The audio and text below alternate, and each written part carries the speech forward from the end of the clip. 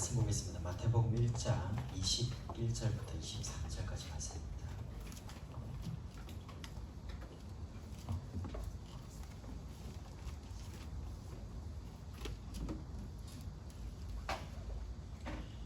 마태복음 1장 21절부터 23절까지 우리 세 절 찾으셨으면 저와 이렇게 같이 목소리로 합독하시겠습니다.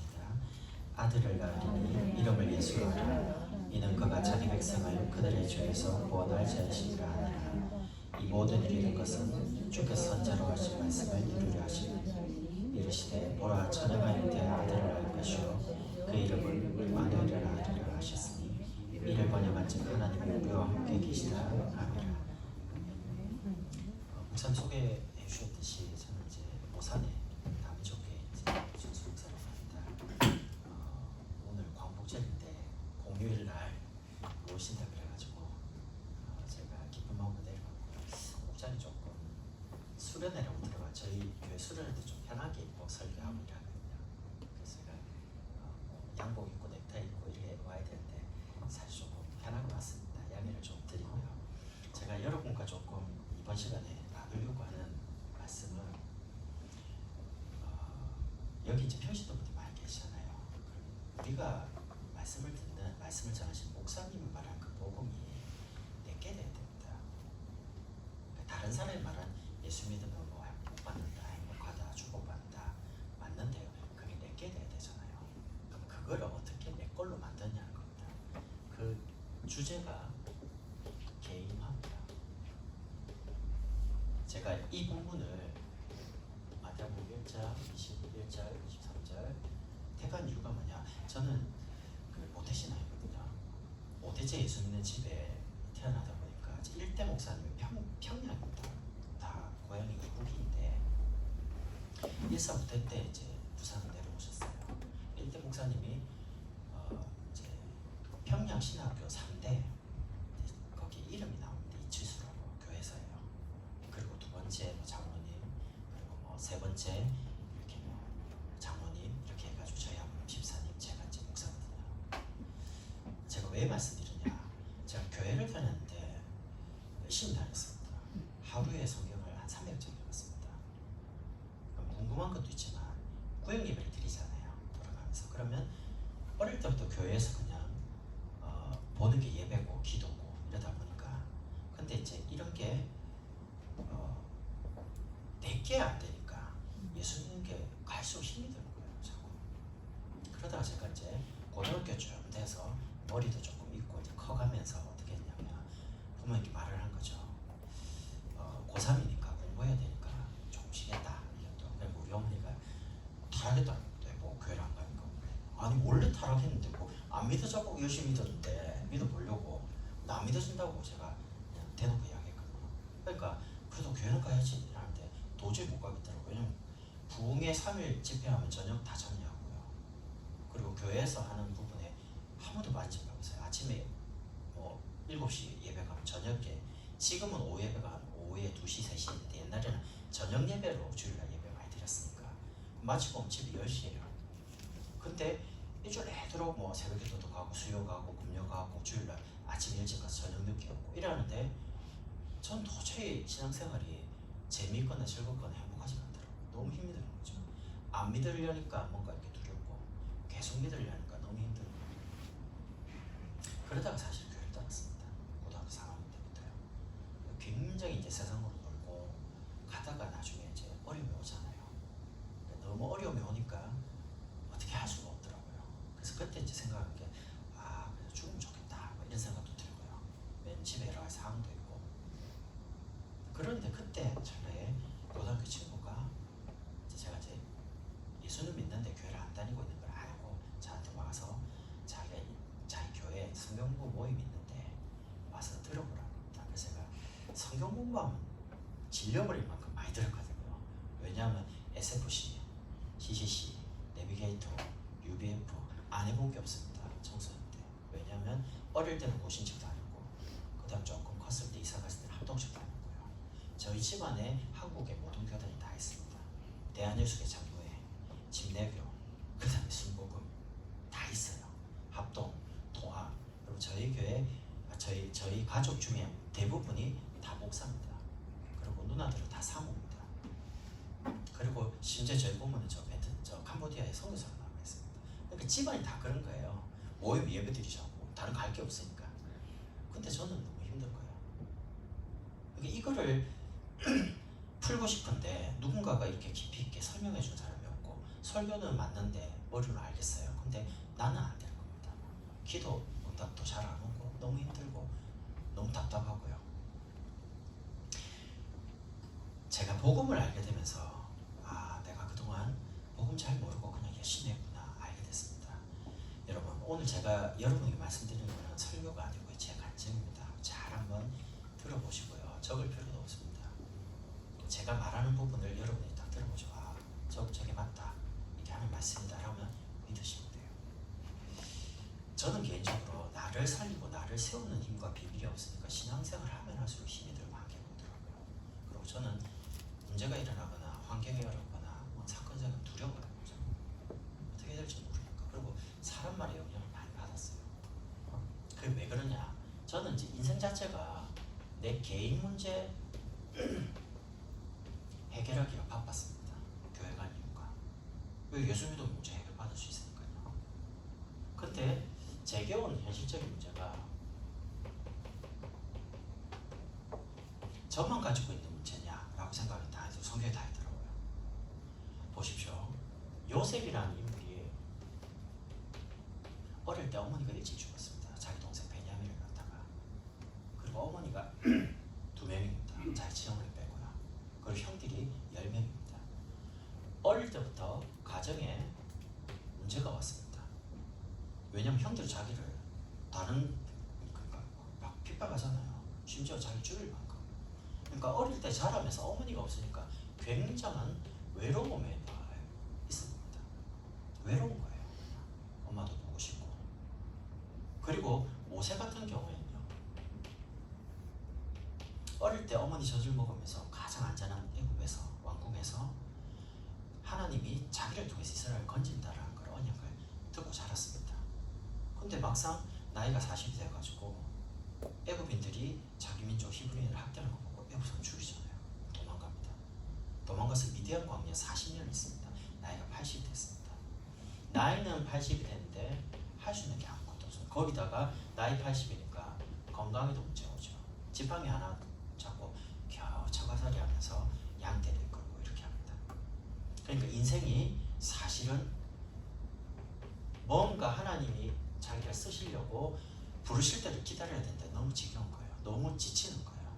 여러분, 예수 믿는데 응답을 기다리는 게 쉽습니까? 어렵습니까? 어려워요. 응답이 오늘 당장 오면 좋겠죠. 오늘 내 문제 예수님이 해결해주고 남편 바뀌고 자녀가 바뀌고 이러면 좋죠. 근데 그게 잘 안 돼요. 이거는 힘이 없으면 못 기다려요. 하나님 분명히 응답한다고 했는데 그게 오늘 올지 내일 올지 모르거든요. 그런 상황입니다. 그러면서 세 번째는 사무엘이라는 선지자. 어머니 한나가 서원을 해서 나왔습니다. 젖을 딱 떼자마자 교회로 보냅니다. 언약궤로. 사무엘은 우리나라와 달리 이스라엘 백성은 젖을 언제쯤 떼냐면 많이 먹여요. 한 6살까지는 젖을 먹어요. 사실 기능적인 부분에 영향은 없는데 그냥 엄마와의 애착 관계입니다.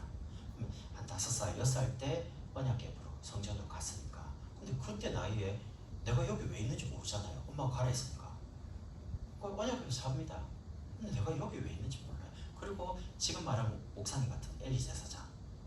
근데 그때 사무엘 보면 하나님의 말씀이 엘리 제사장에 임하지가 않습니다. 아주 드문드문 임합니다. 그리고 엘리 제사장의 2 아들 완전 불량합니다. 교회에서 막 행패 부리고요. 막 재산 이런 거 막 이상하게 하고요. 그러니까 사실 교회에 왔는데 갈등이 이만저만한 게 아니에요. 도대체 뭘 보고 배우고 있는지, 내가 여기 왜 있는지. 이런 교회 속에서 교회를 다니는데 그냥 답답한 겁니다. 내가 여기 왜 있는 거지? 이 교회 왜 다니는 거지? 목사님 왜 저러지? 목사님 자는데 왜? 이런 이제 답답함이 오겠죠. 그러면서 다윗 보십시오. 청소년 때 사무엘 선지자가 와서 길을 묻고 왕이 됐습니다. 성령 충만이거든요. 근데 인생의 반을 사람이 아니고 자기 장인, 자기를 죽이려고 하는 거죠. 군사 3,000명 데리고 계속 다 죽이려고. 근데 싸우면 무조건 이깁니다. 장수니까요. 근데 안 죽이려. 하나님이 기름 부은 종을 왜 죽이겠냐? 계속 피해 다니는 거죠. 인생의 반을 사람 때문에 너무 어려움 당하니까 너무너무 지치는 거죠. 그러면서 5번째 엘리야입니다. 바알 아세라 선자 더불어 갈멜산에서 붙었습니다. 하늘에서 불 떨어진 곳이 참신다. 붙자. 그래서 본인이 이제 이겨가지고 다 죽였습니다. 그러면 끝날 줄 알았거든요. 근데 끝나지가 않아요. 이세벨 여왕이 열받아가지고 나 저 엘리야 죽이잖아. 죽여. 이러니까 국고에서 지명수배령을 내리잖아요. 도망갈 데가 없어요. 도망가다가 결국 로뎀나무 밑에서 지쳐가지고 죽고 싶습니다. 뭐 이런 말 합니다. 그때 하나님이 주의 천사를 감옥에 통해서 물과 떡을 공급해서 하나님의 산에 호렙에 가게 만듭니다. 그리고 하나님이 뭔가 말씀을 하죠. 나라에서 자기를 지명수배하니까 아무것도 할 수 없잖아요. 너무 인간적으로 연약해진 거죠. 얼마나 대단한 선지자인데 차라리 그 정도 능력이면 하나님 이세벨하고 데려가십시오. 기도하면 될 거 아닙니까? 하늘에서 불 떨어져갖고 다 죽였는데 근데 나밖에 없어요. 너무 남은 열심히 등신인데 나밖에 없습니다. 그러니까 하나님 뭐라고 합니까? 아이라고 하잖아요. 7,000명의 제자 숨겨놨고 그 다음에 하사엘과 여기 가서 왕 기름 붓고 너 다음에 엘리사를 찾으라고 하잖아요. 그러면서 6번째 이사야 선지자입니다. 사실은 이스라엘 백성에게 중요한 메시지 던지고 숨겨졌습니다. 사람이 죽을 때 제일 무섭잖아요. 근데 이사야가 남긴 그 말씀이 있습니다. 밤나무 상수리 나무가 뱀을 당하지만 그루터기 남아있을 거다. 우리 다음 세대 후대에 대한 부분이거든요. 이스라엘이 다 보로되고 그래도 남는 자가 있다면 그 남은 자를 통해서 회복시키겠다는 겁니다. 죽음에 대한 두려움이 보통이 아닙니다. 7번째는 바울입니다. 사실은 예수 믿는 사람을 찾아가서 잡아서 감옥에 가두거나 죽이는 일을 했습니다. 왜? 그게 하나님께 최고의 영광이라고 생각했으니까.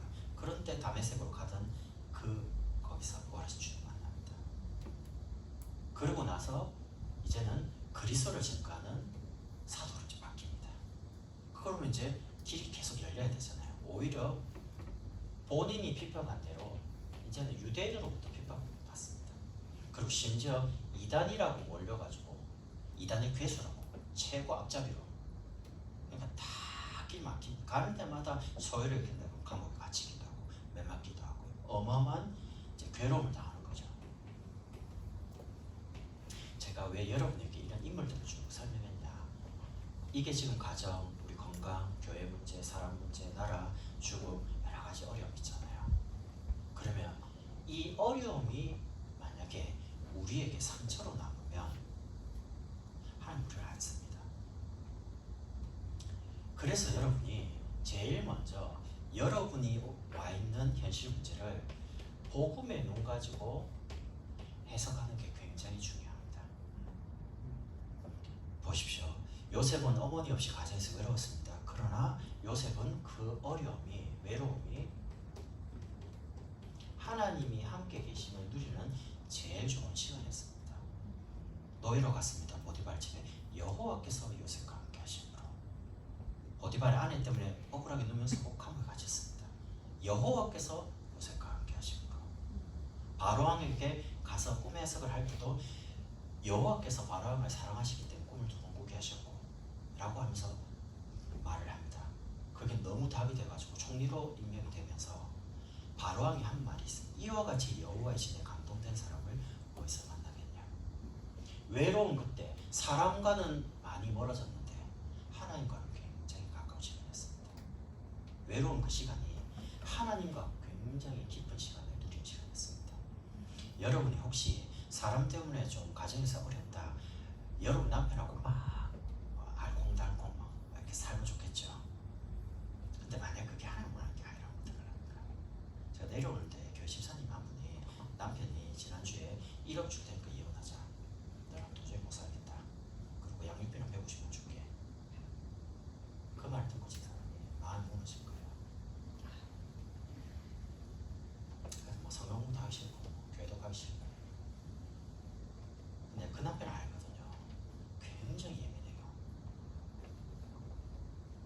집사님 이혼한 게 하는 뜻입니까?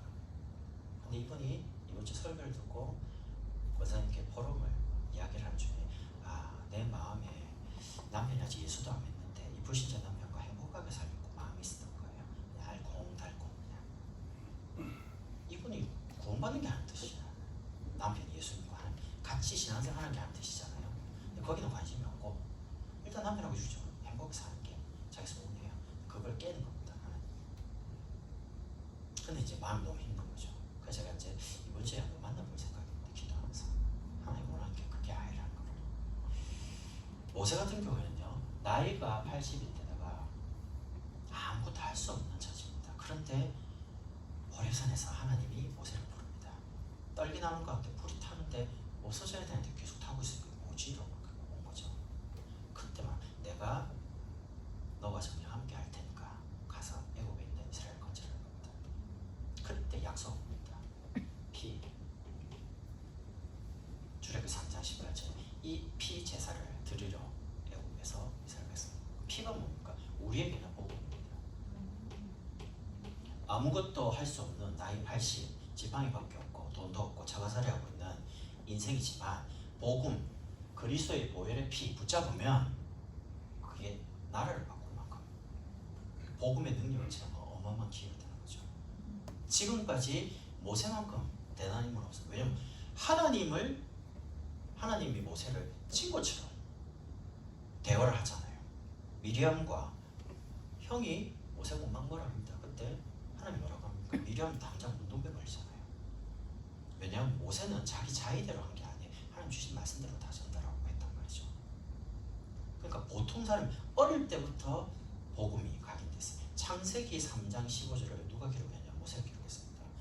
창조에 대한 사건, 일단 모든 인간이 가지고 있는 문제, 근본원이 하나님 떠난 이유가 뭐냐? 그게 답이 여자의 우선. 복음에 대해서 모세가 기록했단 말이죠. 이게 대단한 거예요. 이거. 어릴 때부터 이제 주신 겁니까? 그러면서 사무엘 같은 경우는 교회에서 너무 답답함을 느꼈는데, 왜냐하면 목사님을 봐도 목사님 자녀를 봐도 배울 게 하나도 없으니까. 근데 언약 기업에서 말씀을 통해서 하나님의 음성을 듣는 시간입니다. 나중에 사무엘아 사무엘 부르죠. 그러니까 엘리사는 가잖아요. 선생님 저를 부르셨습니까? 아니 가서 자라. 또 저한테 또 부르거든요. 또 막 달려와요.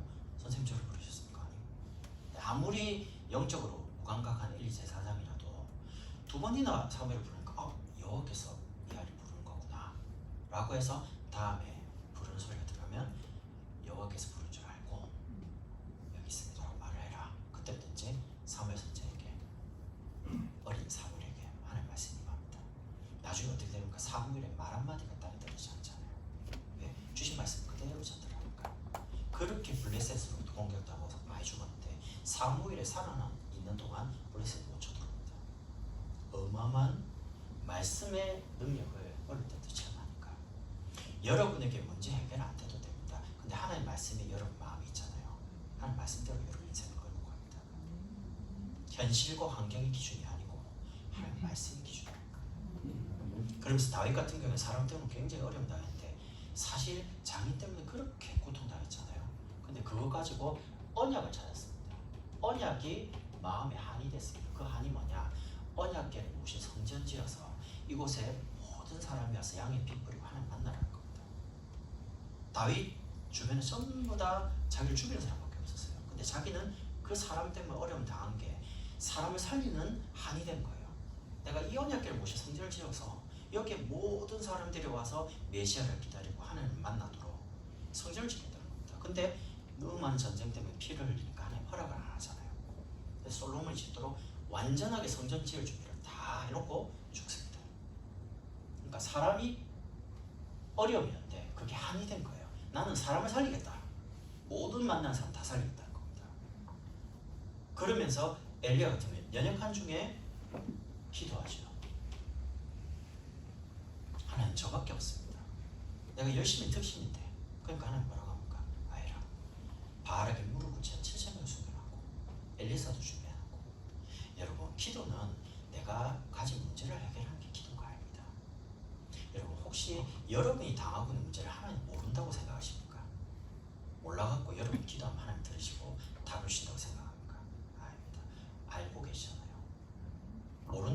사람 찾아가서 말을 하고 상담도 받고 해결돼야 되는데 알고 계신다고 방법이 달라져야 돼요. 사람 찾아갈 게 아니에요. 하나님께로 가야 돼요. 하나님이 내 남편을, 하나님이 내 자녀를, 하나님이 우리 가정 환경을 그렇게 허락하셨다면 이유가 있을 거 아닙니까? 기도는 하나님이 원하는 뜻이 뭐냐는 거예요. 엘리야가 바알 아세라 선지자 다 죽이는 게 자기는 그게 그 시대의 사명이라고 생각한 겁니다. 근데 하나님은 그게 원한 게 아니에요. 선지자 죽여도 안 돼요. 뭐냐? 자기 다음에 엘리사를 준비하고 숨겨놓은 7,000명 제자 찾는 게 하나님 소원이에요. 하나님이 여러분에게 고통당하는 게 원치 않습니다. 그 고통당하는 사람을 살리라고 뭔가를 주시려고 하는 겁니다.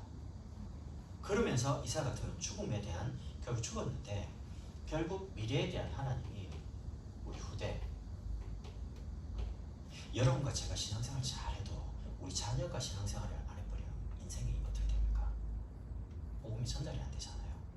그 정말 자녀를 얻고 눈물로 기도해야 됩니다. 저는 복음 모를 때는 오대제 예수님께 뭐가 그래 그러냐. 근데 지금 생각하면 참 감사하죠. 내가 그런 복음의 흐름 속에 하나님 나를 부른다는 거. 거기에 내가 복음 깨달은 목사로 전도하는 게 부름받았다는 거. 저는 감사가 없었거든요. 근데 지금 굉장히 감사합니다. 하나님이 나 한 사람 부족하고 연약한 나를 통해서 정말 복음과 전도를 해보시려고 나를 부르셨구나. 그러니까 전에는 너무 힘들었던 그 과거가요. 지금 너무 감사조건이 되는 거죠. 그러면서 바울 같은 경우 핍박받고 이단으로 너무 괴로운데 사실 그 시대 로마를 치유하는 어마어마한 축복을 줄 겁니다. 이 부분이 여러분에게 상처로 남을 거냐 아니면 그 상처가 여러분에게 메시지가 될 거냐. 상처가 남으면 사단에게 붙잡혀서 늘 울고 원망하고 핑계대고, 근데 그 상처가 여러분에게 메시지가 되면 다른 말로 내게 사명이 되면 많은 사람을 살리는 책임이 없습니다. 전 저희 아버님이 지금 전에 61세 때 돌아가셨거든요. 간암으로요. 그 제가 이제 목사고시 준비할 때 딱 하필 그때 딱 암 걸려가지고 2개월 사시다가 갑자기 가셨어요. 돈이 없으니까 아주대 병원에서 간성원수가 오면 이제 입원을 하는데 돈이 없으니까 병실로 올라가지 못하니까 응급실에서 그 대소변을 다 받아야 돼요. 제가. 그럼 이제 12시간 동안 제가 12시간 내 동생이 이제 간호를 하는데, 왜 병실 올라가면 간호사들이 보호를 하는데 응급실에 있으니까 보호자가 24시간 대기해야 되는 거예요. 얼마나 힘들죠. 밥 먹을 시간도 없고 화장실 갈 시간도 없어요. 돈이 없으니까. 비참한 거예요. 왜 하필이면 이때 우리 아버지가 암이. 그러니까 한편은 하나님 우리 아버지를 고쳐주십시오라는 간절한 기도가 있고, 한편은 아버지 빨리 죽으면 좋겠다 이런 게 이제 막 왔다 갔다 하는 거예요. 늘 마음에. 그리고 의사는 뭐 한 1년 정도 이야기하는데 3개월 만에, 2달 있다가 3개월 만에 갈 줄 몰랐죠 저는. 근데 저는 그때 하나님 왜 이러십니까 그랬거든요. 내가 앞으로 목사고시 치는데 목사고시 시험을 친다고 종에 돈 다 내놓고 준비 다 해놓고 포기해버렸다는 거예요. 공부할 시간이 있으면 아버지 계속 쓰러져요. 일주일 입원했다가 나오죠. 2, 3일 있다가 또 입원해버리지. 삶이 안 되는 거예요. 그냥 아버지가 빨리 죽든지 아니면 뭔가 다른 수가 나야 되는데 방법이 없는 거예요. 내가 그게 매여가지고. 근데 그때는 몰랐는데 지나고 났는데 아버지는 돌아가시고 장례 치르고 1년 딱 지났는데요. 지금까지 만난 많은 사람이 간암, 췌장암, 유방암, 위암 이런 환자들을 많이 만납니다. 그럼 이제 다른 사람들이 가서 예수 믿으세요 이렇게 말하는 거라 암 환자를 겪어본 내가 가서 이렇게 말하죠. 굉장히 힘드시고 목사님 뭐 하냐는 거예요. 내가 저 압니다. 목사님 왜 하냐? 저희 아버지가 간암으로 돌아가셨어요. 제가 마음이 암이 걸린 것 같더라고요. 잠 못 자고 돈 없고 대소변 다 받으면 얼마나 비참한가 뭐 이런 것들이요. 그럼 마음 다해요. 그럼 제가 그때부터 이야기하는 이야기를 다 듣고 계세요. 그분들이. 왜? 같은 입장이니까. 저희 어머니는 제가 초등학교 때 좀 이상하시더라고요. 막 소리 지르고, 그 착한 분이 막 소리 지르고 막 그러는데 갑자기 물건 깨고 막 다 부시고 집 앞에 있는 그 자동차 50대를 뭐 망치고 다 부셔가지고요. 오래전이니까. 그 난리 났다니까요. 그때 동네에서. 그 아무 말 안 하는 착한 분이 갑자기 막 망쳐가지고 모든 범퍼를 다 찍으니까 돈도 없는 집인데, 그러니까 그 마을에 있는 동네에 있는 분이 이분은 원래 그런 분이한테 좀 이상한 것 같다. 좀 봐줘라 이렇게 해서 좋게 넘어갔어요. 그때부터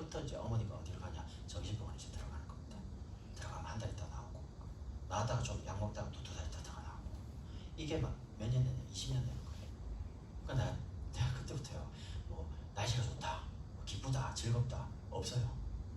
20대까지 그냥 우울한 거예요. 아 어머니 왜 저러지? 예수 믿는데 왜 저 모양이지? 근데 이런 것 때문에 사실은 더 갈등이 많았어요. 예수 믿으면 복 받고 축복받고 이렇게 불신자한테 뭐 덕이 돼야 되는데 교회 다니고 처리 됐다면서 이런 욕이라도 얻어먹고 이랬으니까 신경질나는 거예요. 예수 믿고 교회 다니는데. 근데 제가 사실은 그게 복을 몰라서 좀 상처죠. 돈 없는 거, 아버지 안 걸린 거, 어머니 정신문제 당한 거, 나도 막 정신 돌고 갖고 우울증 걸려가지고 나도 인생이 막 죽고 싶고 막. 근데 복음을 다 하는데 하나님 그거를 왜 허락하셨냐? 그 어려움 당한 사람에게 복음 말하라고 미리 나에게 예방 접종을 하는 거예요. 여러분이 독감 주사 미리 맞죠? 코로나 맞죠? 왜 왔습니까? 예방 접종이잖아요. 미리 그걸 싸워서 이길 수 있도록 예방 접종하는 거죠. 영적으로 말하면 그 암 환자들, 정신문제 있는 사람을 복음 가지고 살리라는 겁니다. 왜? 미리 경험시켰거든요. 여러분이 문제가 온다는 것은 중요하다는 증거입니다. 안 중요한 문제 아닙니다.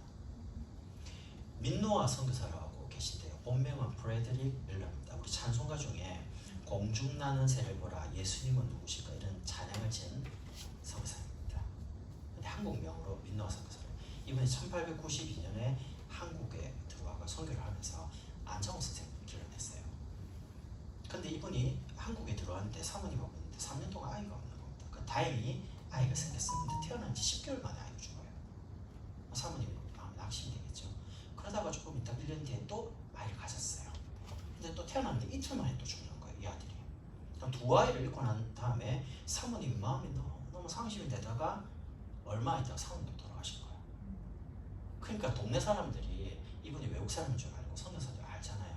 도대체 예수님이 누구길래 당신이 말하는 그 예수가 누구길래 당신 그렇게 괴롭게 하냐? 라고 했을 때 이민노아 선교사님이 그 찬양을 준 거예요. 예수님은 누구신가? 그래서 복음을 잘 하셨습니다. 그 동네에 있는 많은 분들이 복음 받았어요. 여러분 문제 올 때 여러분 해석을 잘 해야 됩니다. 하나님이 여러분을 망하게 하라고 주신 게 아닙니다. 여러분을 쓰시려고 뭔가 준비를 시키는데 복음을 해석만 하면 여러분 거기가 상처로 남는단 말이죠. 마음에. 사람한테 상처받으면 사람도 굉장히 독해집니다. 말도. 막 쏘입니다. 가시 돋친 말이죠. 막 쏘고. 그래 돼요. 근데 복음으로 해석이 되면 굉장히 부드러워지죠. 왜? 이 사람을 내가 겪어봤기 때문에. 저는 이제 술 마신 사람한테 이야기 잘 안 하거든요. 술 마신 사람이 전화하잖아요. 그럼 다 듣고 가만히 있습니다. 새벽에 전화 오거든요. 그러면 처음에 이제 별로 경험이 없어가지고 다 듣고 가니까 새벽기도 갈증을 너무 많이 말해갖고 요즘은 지금 경험이 있어갖고 말하면 핸드폰을 살짝 옆에 삽니다. 그럼 새벽 때문에 좀 아까다고 자요. 자기 술 다 깨요. 목사님? 라고 그러잖아요. 경험이 생겨가지고. 왜 그러냐? 술 마신 사람한테 말해도 소용없어요. 그게 이제 경험이거든요. 깨고 나면 찾아가서 이야기합니다. 저 뭐 답답해서 그 술을 많이 마셨어요. 뭐 때문에 그렇게 답답한데 새벽에 다 전화합니까? 그래 합니다. 이런 현실 문제가 계속 우리에게 상처로 남아있으면 그게 영적인 부분으로 문제가 됩니다. 영적 문제란 거는 내 마음대로 안 되는 거예요. 내 속에 이게 각인되고 뿌리 내리고 체질됩니다. 코끼리 조련사가 큰 코끼리를 채찍가지고 발들어 뭐 이렇게 하잖아요. 그럼 그렇게 왜 어떻게 훈련시키냐? 어릴 때 코끼리를 딱 새끼 때 데려오면요, 코끼리 옆에다가 땅에 말뚝을 이렇게 딱 박는답니다. 그리고 쇠고랑을 채우고 발에 묶는답니다. 그러면 코끼리가 다니다가 탁 걸리겠죠. 그럼 코끼리가 이렇게 다리를 탁탁 이제 당기는 거예요. 당길 때 이게 뽑히잖아요. 그럼 그거보다 더 센 거를 박아요. 그리고 또 계속 돌아다닙니다. 그러면 이제 당겨가지고 또 다니다가 또 발이 묶이니까 당기는데 안 당겨지거든요. 그때 코끼리 뇌 속에 난 저기를 못 벗어나는구나 각인이 돼요. 그리고 뿌리 내려요. 코끼리 생각 속에. 코끼리 인생이 되는 거죠. 그럼 그 다음부터 커서도 그 조그마한 말뚝인데 떼려고 생각을 안 해요. 이미 머릿속에 들어갔어. 난 여기서 못 벗어난다. 저 사람 시키는 대로 해야 된다. 사단이 여러분과 저에게 복음보다 이거를 딱 각인시켜 놓고요. 예수 믿는데 원래는 거야 고통이 많아. 여러분 이 이야기 들어보셨죠? 예수 처음 믿으면 일때는 굉장히 고난이 많다고 많이 들어보셨죠? 그 다음에 뭐 다음 세대들은 잘한다. 그 거짓말입니다. 예수 믿는 순간 신분이 하나님 자녀가 됩니다. 근데 무슨 고난이 많아요? 그건 사단이 각인시켜 놓은 거니까. 우리 그렇게 속아온 거예요. 뭐 예수 믿고 목사가 되면 굉장히 고난의 길은 맞아요. 하나님이 훈련시키는 과정이 있거든요. 그럼 이제 이 목사가 하나님이 나를 목사로 만들어서 나를 부려먹고 막 전도시키고 막 암거리게 할 만큼 그렇게 일시키려고 그러냐? 아닙니다. 최고의 복음을 주셔가지고 복음 가지고 복음 누리다가 이 소중한 복음 전달하는 겁니다. 오늘 이렇게 나옵니다. 아들 낳으린 이름을 예수라라. 이는 그가 자기 백성을 그들의 죄에서 구원할 자이시니라. 여러분이 죄를 지으면 용서해 주려고 하나님 그리스도를 말씀합니다. 여러분이 무너지면 여러분 다시 일으켜 주시려고요. 여러분 죄 주시면 용서하고 여러분이 무너지면 다시 세워주시려고요. 근데 그것도 안 되니까 아예 부활하신 주님이 성령으로 여러분 속에 영원히 거하시려고 예수님들 우리 속에 아예 들어오셨습니다. 그럼 성령이 어디 계십니까? 몰라요. 신학에서 뭐 마음 이렇게 영원히 하나님 성령이 거하신 뭐 이렇게 지정 자석이라 하는데 그건 몰라요. 근데 분명한 거는 하나님의 성령이 우리 영혼 속에 우리 마음 속에 영원히 계시거든요. 그러면 절대 안 망합니다. 신분이 지옥 갈 수 없는 신분입니다. 망할 수 없는 신분입니다. 저는 복음 알기 전에는 굉장히 열심히 살았기 때문에 교회를 다니다가 헌금 조금 이렇게 하면 벌 받을 줄 알았어요. 11주 떼먹거나. 근데 그게 그런 분이 아니란 걸 알았습니다. 하나님이. 그러니까 십자가를 정말 알면 복음 진짜 알면 완전히 하나님이 난 사람을 구원하시기 위해서 그리스도를 보내셔 십자가 피 흘리시고 죽으시고 나를 구원하셨는데 율법적으로 해석하면 모든 사람은 죄인이잖아요. 그럼 전부 다 판단하고 정죄해야 돼요. 복음의 눈으로 보면 모든 사람에게는 그리스도가 필요하죠. 구원받을 대상이니까. 완전히 생각이 달라지는 겁니다. 그래서 여러분이 우리 속에 있는 복음 아닌 우리가 예수 믿기 전에 들어왔던 많은 것들 나도 모르는 잘못된 각인 그 각인의 첫 번째가 뭐냐면 나 중심입니다.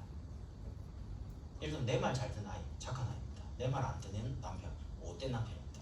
기준이 나거든요. 그래서 하나님은 그러잖아요. 아담아 네가 어디 있냐? 그러니까 하나님 음성을 들을 때 두려워 숨었나이다 이렇게 고백합니다. 그럼 왜 너희 버섯은 누가 뭐 말했냐? 왜 먹지 말을 선악을 먹었냐? 그러니까 하나님이 내게 주신 저 여자가 벌써 이제 부인을 핑계댑니다. 그렇게 하면서 그 어떤 부인에 대한 원망, 분노, 핑계가 어디 있습니까? 마음속에 가득한 거예요. 그게 어디로 내려갑니까? 자녀에게 다 내려갑니다. 여러분이 남편에 대해서 자녀, 그 아내에 대해서 가지고 있는 그런 거 말 안 하는 거죠. 그게 전부 다 전달됩니다. 나 그거 몰랐거든요. 근데 전달됩니다. 보이지 않는 건데 너무 정확합니다. 저희 아버님이 암으로 돌아가신 그 의사분이 혹시 가족 중에 암 환자가 있냐는 거 없습니다. 그 다음에 저보고 하는 말이 그러면 당신부터 조심하라는 거예요. 왜냐면 암 환자가 이제 생겼잖아요. 내려간다는 겁니다. 가족에게 먹는 거, 생활하는 거 비슷하니까. 그러니까 저보고 6개월 남시고 간 초음파하고 검사하고 절대 술 먹지 말고 이라도 그죠. 목사인데요. 그러니까 아 목사님이십니까? 술 안 마시겠다고 담배도 안 핍니다. 제가 그랬거든요. 그러니까 이런 것들이 내려가요. 그리고 전부 보이는 거, 물질 중심. 그러니까 사단 말을 딱 듣고 보니까 먹음직하고 고함직하고 막 지혜롭게 할 만큼 탐스럽고 벌써 선악과에 대해서 하나님이 먹으면 죽는다는 말을 내 기준으로 보니까 다르게 보는 겁니다. 그리고 성공해야죠. 그러니까 여러분 자녀에게 이런 말하죠. 공부 열심히 해라. 너를 위해서 말하는 거야. 엄마를 위해서 하는 게 아니야. 다 자기를 위하면서 1등하는 이유가 그래 좋은 대학 갈 거야. 좋은 대학 가면 아무래도 좋은 직장에 취업하겠죠. 많이 받겠죠. 그러면 아내나 남편 선택하기가 좋잖아요. 연봉이 좋으니까. 근데 그렇게 하면 안 됩니다. 너 정말 복음을 하나님 우선순위로 복음 중심으로 이 예수 잘 믿어라. 저는 우리 아이들이 공부 열심히 하는 말 안 합니다. 왜냐면 제가 공부를 좀 해봤거든요. 공부해볼 만큼 하고 받아볼 만큼 상도 받아보고 다 해봤어요. 근데 공부가 저 영적 문제를 해결 못합니다. 정말 똑똑한 전문의들 이상한 사람 많아요. 너무 괜찮은데 뒤에서 보면 이상해요.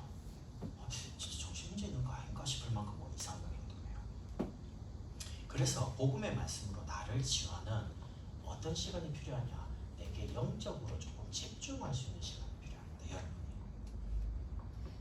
여러분이 기도를 많이 할 게 아니고요. 그래서 여러분이 어떻게 하시냐? 역대하 20장 20절 이렇게 나옵니다. 여호와를 신뢰하라. 그럼 너희가 견고히 서리라. 여러분 하는 정말 있잖아요. 그럼 여러분이 딱 든든해집니다. 안 흔들립니다. 그러면서 그의 선지자를 신뢰하라. 그리하면 너희가 형통하리라. 목회자를 통해서 강단에서 주는 선포되는 그 말씀을 붙잡고 진짜 믿으라는 겁니다. 말씀을 믿으라는 겁니다. 형통하는 것은 일이 잘 풀리고 문제가 없고 그런 게 아닙니다. 여호와께서 함께 계시는 게 형통합니다. 그래서 여러분이 주일날 교회에서 예배드릴 때 강단 말씀을 듣잖아요.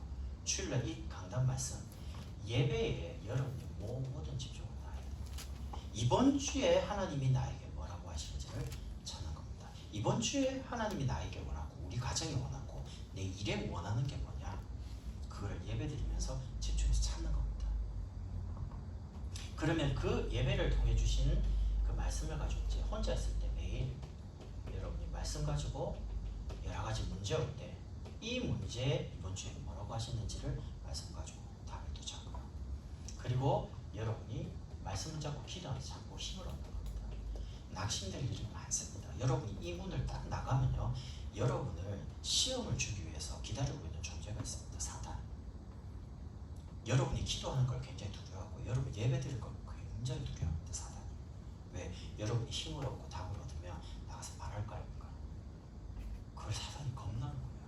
그러니까 자꾸 여러분의 관심을 자꾸 문제, 사건, 갈등 이렇게 해서 기도 못하게 하는 거죠. 이런 어려움을 가지고 여러분을 도저히 전도적으로 가지 못하게끔, 아니 그냥 이렇게 구원을 받았으니까 바꿀 수는 없고 하나님 자녀니까 이 땅에 사는 동안 계속 원망하고 상처 속에 눈물 속에 살다가 천국 가라 이거죠. 그게 마귀 소원입니다. 마귀를 기쁘게 하면 안 되잖아요. 하나님을 기쁘시게 해야 되지. 그래서 여러분이 이 답을 가지고 여러분이 만나는 그 만남 소중한 사람에게 복음을 전하는 걸 보고 전도하는 겁니다. 교회를 데리고 오는 게 아닙니다. 그 사람에게 답을 주는 겁니다. 이번 주에 제가 지난주죠, 교회 집사님이 식당이 있어가지고 저보고 복음 좀 전할 직원이 이제 곧 나간대요. 저보고 복음 전하라는 겁니다. 제가 갔죠. 그래서 제가 만나가지고 일을 하고 잠깐 점심시간에 커피숍 불러가지고 복음 전했습니다. 일단 내용을 잘 모르니까 일단 무조건 복음 전했어요. 나무 땅에 물고기 물속에 사람은 하나님 만나 행복한데 하나님 떠나서 모든 문제가 있다. 하나님 만나기 그리스도다. 하나님 못 만나면 이런 문제가 있다. 그래서 영접하자. 커피숍에서 영접하는데 갑자기 우는 거예요. 손님 아무도 없었거든요. 사자가 계속 쳐다보는 거예요. 여자는 울고 있고 나는 혼낸 게 아닌데 나 졸지 이상한 분위기 된 거예요. 그래서 내가 휴지 찾아가지고 일단 닦으라고 계속 째려보고 있으니까 사장이. 그래서 이제 영접하고, 아니 왜 울었어요? 내가 그랬잖아. 모르겠다는 겁니다. 그래서 내가 그럼 자매님 놓고 이제 내가 기도하려고 하는데 뭐 혹시 기도 부탁하거나 뭐 힘든 거 있냐 하니까 자기 10대 때부터 우울증 약을 먹고 잠을 1시간도 못 자는 거예요. 수면제를 먹는데도. 자는 게 소원이라는 겁니다. 아 그래요? 그래서 제가 이제 기도할게요. 그러고 뒤에 이제 기도문 조금 적어주고요. 내가 내일 다시 오겠다. 왜냐면 우울증 환자니까 이게 일주일에 한 번 성경 공부하기가 그래서 매일 찾아갈 거예요. 그 두 번째 가서 이제 가서 또 물어봤죠. 어제 몇 시간 잤어요? 3시간 잤다는 거예요. 어우 다행이다. 그러고 또 금요일 또 갔죠. 오늘은 그러니까 물어보기 전에 얼굴이 막 밝아요. 너무 많이 자가지고 좋다는 거예요. 그러면서 제가 이제 월요일에 또 갔거든요. 어제 가니까 목사님 오늘까지 일하고 이제 좀 그만둔다. 왜냐면 몸이 너무 안 좋아. 잠을 못 자니까 사장님께 좀 그만둔다고. 그렇게 해서 이제 다음에 한 15일 정도 서울에 있는 정신과 병원을 바꿔서 약을 좀 바꾸고 일하려는 겁니다. 거의 20년도 우울증 약 먹고 잠을 못 자가지고 약을 먹은 거예요. 그래서 그분 만나서 저희 어머니 이야기하면서 복음 계속 들으면 낫는다. 약을 먹어가면서 일단 같이 기도하자. 제가 이렇게 말을 했거든요. 이분에게는 굉장한 답이 되는 거예요. 왜 내가 겪은 부분을 말을 했으니까. 여러분에게 오는 많은 현실적인 거, 여러분이 잘못한 게 없는데 오는 여러 가지 부분, 그 여러분 잘못 아닙니다. 여러분 남편 잘못도 아니고 여러분 자녀 잘못도 아니고요. 하나님이 여러분에게 복음을 주시려고 깨닫게 하시려고 여러분 그렇게 해석하면 가장 정확하게 해석이 되는 겁니다. 그러면 두 번째는요. 그럼 이런 문제를 가지고 있는데 그럼 가만히 있으면 안 되잖아요. 그 문제를 이제 치유해야 되잖아요. 치유받아야 안 됩니까? 저는 옛날에 치유는 기도를 많이 하거나 은사를 받은 사람이나 방언을 하는 사람이 치유한 줄 알았습니다. 근데 성경은 그렇게 안 나옵니다. 누구든지 예수 믿으면 모든 병든 사람이 와서 예수를 바라면 예수 이름 자체가 능력이기 때문에 치유됩니다. 물론 은사를 받으면 좋은데 은사 없어도 예수 믿고 구원받았을 때 주시는 어마어마한 축복이 있거든요. 그거를 어떻게 이제 치유받냐? 여러분이 이상한 기도원이나 이상한 데 가서 안수받거나 그러면 안 됩니다. 저희 교회 집사님 한 분이 언니가 강원도에 살아요. 근데 그 강원도 사는 언니분이 이 집사님이 언니도 예수 믿으라, 집 앞에 가까운 데 가라 라고 하니까 찾다 보니까 집 앞에 가까운 교회를 갔어요. 갔는데 그 교회가 좀 이상했던 것 같아요. 목사님 계속 안수를 받으라는 거예요. 그러니까 뭐 잘 모르니까 가서 안수를 딱 받았는데 그때부터 밤에 잠이 안 오면서 심장이 벌렁거리고 이상해지는 겁니다. 그래가지고 언니가 그러니까 동생한테 내가 좀 이상하다, 계속 잠이 안 온다, 막 심장이 벌렁거린다, 안수받는 그때부터 교회 가는 것도 두렵다, 막 이래 된 거예요. 그 이상하잖아요. 벌써 교회 가면 편하고 행복해야지. 그런 이야기를 하니까 집사님 그럼 언니 부를 수 있냐 하니까 부를 수 있다는 거 내려와라 해가 강원도에서 불렀어요. 오래전 이야기입니다. 그래서 언제부터 그랬습니까? 그러니까 그렇다는 거예요. 설명 다 돼요. 그래서 복음을 전했습니다. 이분 복음 모르고 일단 교회를 간 거예요. 그냥 믿으려고. 그래서 이제 복음을 전하고 영접하자 하니까 영접 안 하겠다는 거예요. 내가 안수하는 게 아니라니까. 집사님 오해하지 말고 뭐 손 안 만질게, 머리 안 얹을게. 왜냐면 벌써 이렇게 뭔가 이상한 거예요. 자기가 영접이 뭐냐, 집에 기존 손님의 문을 열고 내 마음 오시지 않냐, 이 시간에 내 마음에 예수님을 구주로 믿는 거다, 믿는 고백을 하는 게 기도다, 기도를 따라하는 말이다. 기도 안 해보시죠? 그러니까 안 해봤대요. 하자. 그러니까 알겠다는 겁니다. 이래가 영접을 들었겠어요. 그때부터 이제 잠자기 시작하는 거예요. 그래서 내가 집사님 교회를 그냥 마음대로 가면 안 돼, 물어봐야 돼. 가족이나 주변에 목사님 통해가지고. 왜냐면 이상한 데가 너무 많잖아요. 아니 신앙 공부 다 아는 분들이 너무 이상한 데가 많은데 어떻게 그냥 집 앞에다가 갑니까? 내 인생을. 그러면 안 되거든요. 그래서 여러분이 주일날 여러분 교회 주시는 말씀 가지고 거기서 복음을 계속 듭니다. 믿음은 들음에서, 들음은 그리스도의 말씀으로, 그리스도에 대해서 오직으로 계속 강조하는 오직 예수, 오직 그리스도, 이 복음을 여러분 마음에 계속 들으면서 답을 내야 됩니다. 예수님은 우리 인생의 모든 문제 해결하신 그리스도가 맞습니다. 그 그리스도는 여러분 속에, 제 속에 함께 계십니다. 안 망합니다. 하나님, 예수 믿으면 신분이 하나님 자녀가 됩니다. 그럼 하나님 자녀라는 말은 무슨 말입니까? 오늘 본문처럼요, 하나님이 내 안에 성령으로 함께 계시는 게 하나님 자녀입니다. 제가 오늘 빨간 날이잖아요. 애들이 어디 가냐는 거예요. 아침에 좀 대전에 간다, 아빠 금방 갔다 올게. 그러니까 방학이 내일 이제 개학이거든요. 뭐 해수욕장 가가지고 사진 찍어야 되는데, 그래 미안하다, 실내 수영장 아무 때나 하나 찍어가지고 숙제 내라. 아빠 그럼 뭐 맛있는 거 사. 알았다. 자녀가 말하는 거를 부모인 제가 다 해준다. 뭐 먹고 싶은데, 그러니까 아들은 치킨 먹고 싶다. 알았다, 엄마한테 돈 줄게, 시켜라. 왜냐, 자녀잖아요. 내가 가진 걸 다 줘도 안 아깝잖아요. 하나님이 가지고 있는 모든 축복을 누릴 수 있는 게 신분이 자녀입니다. 하나님은 여러분 예수 믿는데 고통당하고 막 상처받고 어려움 속에는 그거 원치 않습니다. 예수 믿으면 인격과 삶이 바뀌는 게 아니고 신분이 하나님 자녀가 됩니다. 그러니까 문제 해결하고 병 낫는 게 문제가 아닙니다. 요셉이 노예에서 나오는 게 해결해야 합니다. 여호와께서 요셉과 함께 계시는 게 답입니다. 그러니까 감옥 가도 괜찮아요. 바로왕에 가도 교만하지 않아요. 그래서 문제와 상관없어지는 겁니다. 딸하고 금요철을 마치고 밤에 이제 걸어서 집이 한 10분 거리에서 가는데요, 무서운가 봐요. 그럼 갑자기 노래 부르더라고요. 근데 순간 또 보니까 무섭잖아요. 그래서 내가 손을 들었잖아. 담비야, 무섭니? 그러니까 무섭다니까. 아빠가 있잖아. 갑자기 이제 그때부터 노래 안 부르고. 왜? 아빠 손잡고 가니까. 여러분이 세상을 걸어갈 때 이런저런 생각지 않은 문제가 많이 옵니다. 감당할 수 없을 만큼. 근데 성경은 뭐라고 합니까? 사람이 감당할 시험밖에 당한 것이 아니에요. 내가 감당을 못해요. 하나님 피할 길을 여서요. 능히 감당하게 하시고, 또 감당하면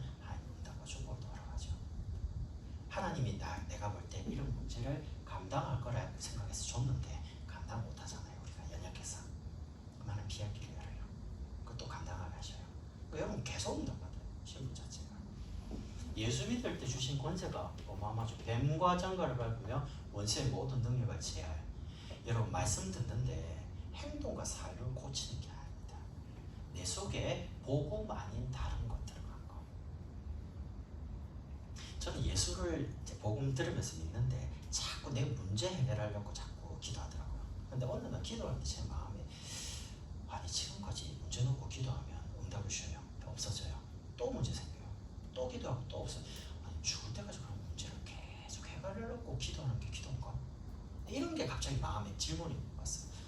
아 예수님은 기도하고 응답받고 그럼 또 가는데 또 문제 오고 또 해결받고 그럼 죽을 때까지 계속 문제 해결하는 이것만 계속 해야 되는데 이건 아닌 것 같은데.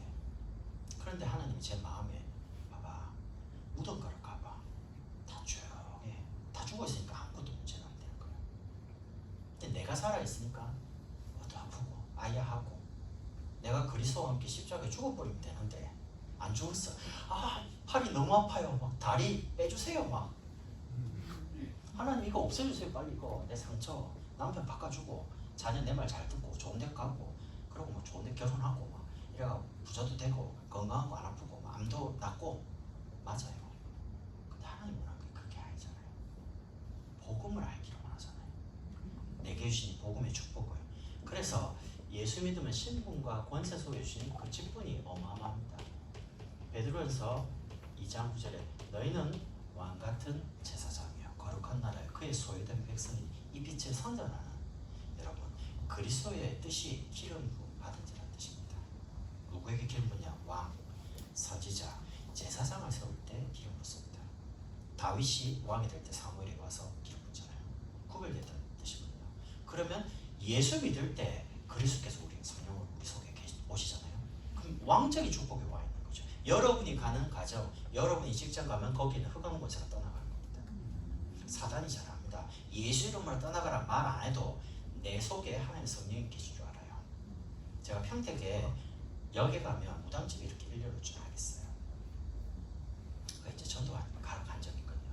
전사 때 가니까 무당이 기가 막히게 교회에서 왜 하냐고 뭐 말도 안 했는데 그때 갑자기 소금 들고 확 뿌리려고 막 어찌 하느냐고 그랬죠. 그랬더니 다 말해주는 거예요. 자기 모신 신이. 그래서 뭐 괴롭히지 말라는 거예요. 근데 아니, 괴롭히려고 한 게 아니고 설문조사라고 요즘 설문조사 한 종이 들고 가짜들이 들어간 거예요. 그 교회 사람들 독하다면서 그 신을 모시고 있는 사람을 바꾸려고 신을 바꾸라 이거죠. 나는 성령, 자기는 귀신. 그러니까 다 귀신 들려 있어요. 한국에 무당이 몇 명이나 100명 명입니다. 이 사람들이 귀신 들려가지고 연예인들 중에 정호곤 씨 아시죠? 그 광개토 대왕에 나왔던 그 무당 아닙니까? 내가 TV에서 봤거든요.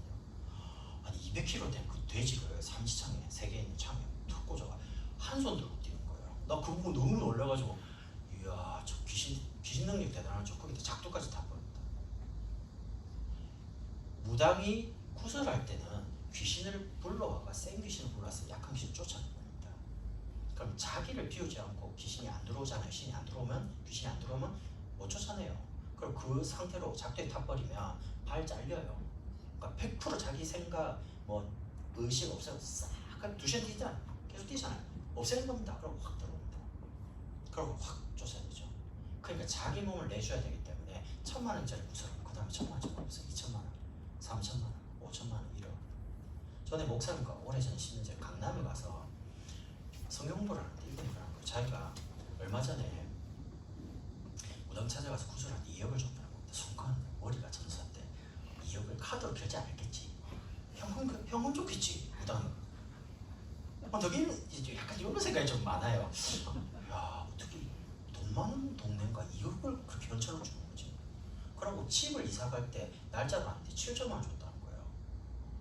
야 근데 그분이 표현입니다. 이렇게 돈을 줘서 맞춰가지고 예방하는 게 돈 뒤에 나가는 것보다 훨씬 싸대요. 야 불신자들 이렇게 사는구나 물어보고 대비하고 왜 운명이니까. 근데 여러분이 예수 믿는 순간 운명 없습니다. 제사 안 지내도 되고. 저는 이사 갈 때 손 있는 날 싸거든요. 이삿짐 비 안 오는 날만 대가 가면 됩니다. 그 전에는 달력봉도 하더라고요. 잘못 걸려 그날 걸리면요 2배로 불러요. 근데 저는 오전 타임하고 하면 저는 오후에도 괜찮습니다. 싸게만 좀 해주십시오. 비 안 오는 날 일기예보 보고, 특히 이제 손 있는 날만 특히 해가지고 전화 놀고 있거든요. 그러면 이상한 사람이라고. 손 있는 날 어디입니까? 나뭐 인터넷 그때 모를 때 그러니까 이상한 사람이라고. 아니 저는 그런 거 안 믿기 때문에 손 있는 날만. 그러니까 언제라고. 그때 시간 많죠? 많다는 거예요. 부른 데가 없으니까. 그 사람들은 거기에 매여 있는 거죠. 여러분이 복음이 정답이라면 이 복음이 말씀을 통해서 여러분이 들을 때 여러분 인생의 해답으로 가야 됩니다. 예수는 우리 인생의 모든 문제 해결자 맞습니다. 맞는데 그럼 내 문제는요? 해결하는 게 아니고 하나님이 원하는 게 뭐냐는 겁니다.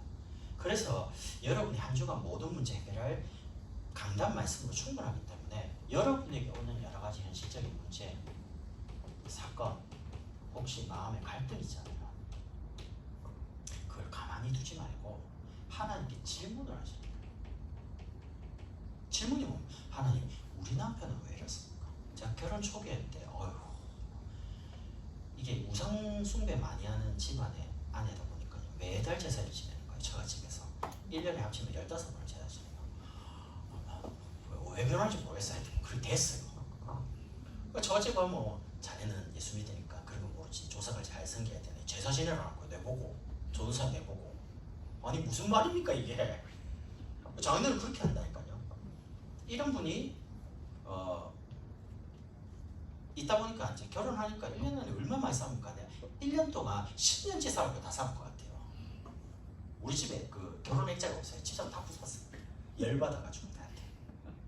얼마 열받았으면 그랬겠어요. 집에 왔는데 결혼 사주가 또 어디 갔지? 그러니까 저 구석이 어디 뽀개져가지고 있더라고요. 근데 왜 그런지 알죠? 왜냐하면 저희 아버지 암 걸렸을 때 저희 집에 오셨거든요. 그 15평 되는 거기에 저희 어머니 여동생 다 모셨거든요. 그러니까 보통 있는 게 아니죠. 근데 그러면서 내가 이제 너무 답답하니까 집에 들어가도 집이 작잖아요. 너무 답답하고 교회 가서 하나님 왜 저런 여자를 만나게 하셨습니까? 라고 질문했죠. 기도한다고 더 그런데 하나님 양심에다 니나 똑바로 해라 그래서 너무 놀래가지고 밤에 혼자 기도하는데 말이 들린 게 아니라니까요. 하나님 집에 가기 싫고 아내는 나를 괴롭게 하고 저런 여자 왜 또 목사님 딸 뭐 장로님 딸 성교사님 딸 이런 사람 만나야 되는데 나는 왜 우상숭배 만나고 이상하게 인생 고이는 거 같고 때리고는 하나도 없고 나는 육신을 너무 고달프고 집 들어가기도 싫고 막 이런 막 투덜거리면서 왜 이렇습니까? 그러니까 니나 똑바로 해라. 내가 예 하고 집에 가서 잘했지요. 여러분 하나님께 질문을 딱 하시라니까요. 여호수아 9장 3절에서 14절 보십시오. 이스라엘이 가나안 정복할 때 기본 족속이 딱 속에 오잖아요. 허름한 옷 입고 곰팡이 딱 핀 거. 우리 저 멀리서 왔는데 우리가 종 되겠다, 심으러 가겠다. 근데 14절에 보면 어떻게 할지를 여호와께 묻지 아니하고 이렇게 나옵니다. 다 물어봤거든요 하나님께. 근데 안 물어본 거예요. 그게 기본 족속이 이스라엘의 영원한 족속이에요. 가나안 들어가면 다 죽이라고 그랬는데 왜? 여호와 이름으로 맹세했거든요. 여러분 신앙생활에 작든 크든 간에 하나님께 다 물어봐야 됩니다. 하나님 해야 될까요? 말아야 될까요? 갈까요? 안 할까요? 물어봐야 됩니다. 아내가 아이를 키울 때 보니까 냉장고 문 열고 엄마 이거 요구르트 먹어도 돼요? 빵 먹어도 돼요? 교육을 하더라고요. 갑자기 교육하냐 그랬더니 구형 예배 드리려고 빵을 사놓고 요구르트를 딱 사놨는데 아이들이 학교 갔다 오니까 큰애들이 배고프잖아요. 그러니까 엄마 없거든. 잠깐 이렇게 뭐 갔다 오니까 다 먹은 거예요. 그 집사람이 이제 아무 있는 줄 알고 와서 후영 예배 이제 다 끝났으니까 커피 한잔하고 빵 먹자. 여러분한테 아무것도 없어. 열받는 거예요. 죄송하다고 뭐 아이들이 먹은 것 같다고 이러면 당해가지고 근데 왜 그러냐니까 애들이 다 먹은 것 같다고. 그럴 수도 있지. 뭐 사오면 될까 이까. 그런데 이미 뭐 분위기가 이상해진 거죠. 그때부터 밑에 보고 냉장고 문 열지 먹어야 될지 말아야 될지 다 물어보고 먹어 이러는 거예요. 그때부터 엄마 요거트 먹어도 돼요? 빵 먹어도 돼요? 이거 오빠 건가요? 내 건가요? 다 물어보더라고요. 근데 그게 편해요 사실. 크면 지가 알아서 하는데 여러분 신앙생활 처음부터 하나님께 물어보고 하시는 거예요. 그러면 어떻게 하냐? 물어보는데 예배 시간에 하나님께 질문하죠. 그러면 하나님은 오늘 설교에 목사님 통해서 성경 본문이 있잖아요. 그리고 오늘 목사님 통해서 설교를 들을 때에 그 말씀을 통해서 하나님은 답을 주십니다. 그러니까 목사님의 말로 듣는 게 아니고 오늘 목사님의 설교를 통해서 하나님이 원하는 게 뭔지를 질문하고 들어보시는 겁니다. 그러면 정확하게 답이 와요. 아모스 3장 7절에 주 여호와께서는 그 종 선지자들에게 자기의 비밀을 말하지 않고는 결코 행하심이 없으며 이미 선지자에게 먼저 말을 주고 말하게 하잖아요. 그리고 그 말한 걸 이루어요. 그게 방법이에요, 신앙생활이. 그래서 우리가 생명 걸고 주일날 주시는 강단 말씀을 붙잡는 겁니다. 왜냐? 그 강단 말씀을 통해서 하나님 음성을 들을 수 있기 때문에 여러분 귀로 듣거나 꿈을 통하거나 위험합니다. 사단이 다 속입니다. 근데 하나님 말씀은 못 속입니다. 말씀을 못 바꿉니다. 그래서 여러분이 하나님이 사랑하는 교회 성도에게는 문제부터 해결 안 하고요. 돈부터 안 줍니다. 병부터 치유 안 합니다. 말씀을 주시고 말씀을 붙잡잖아요. 아멘. 정말 말씀 붙잡고 그렇게 하겠습니다. 고백하죠. 하나님 그 말씀을 이루셔야 되는 거예요.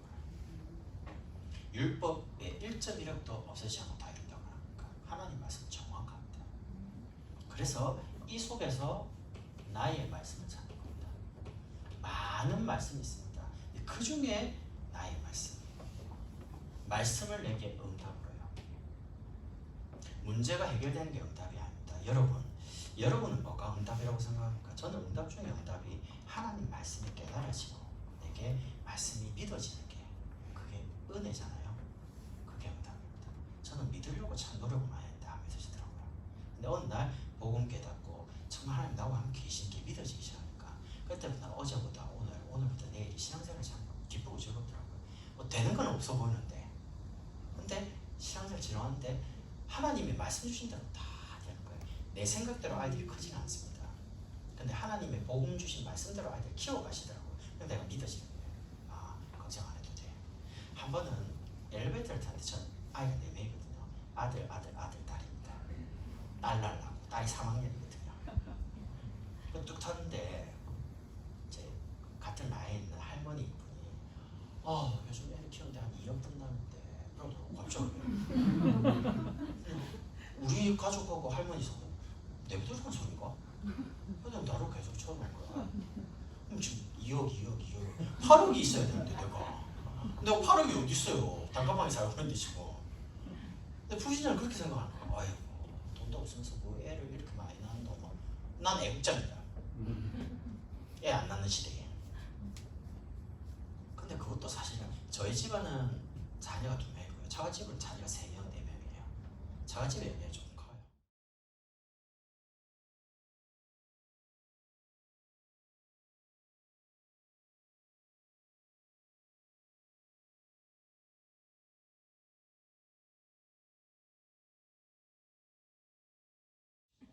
오늘 하루 종일 말씀 듣고 기도하다가 하나님이 주시는 성령의 충만함 믿는 우리의 생각과 마음과 잠재심, 의식, 영혼 기쁨까지 성령의 충만함을 입는 한 날이 되도록 축복해 주옵소서. 예수 그리스도의 이름으로 기도드립니다. 아멘. 감사합니다.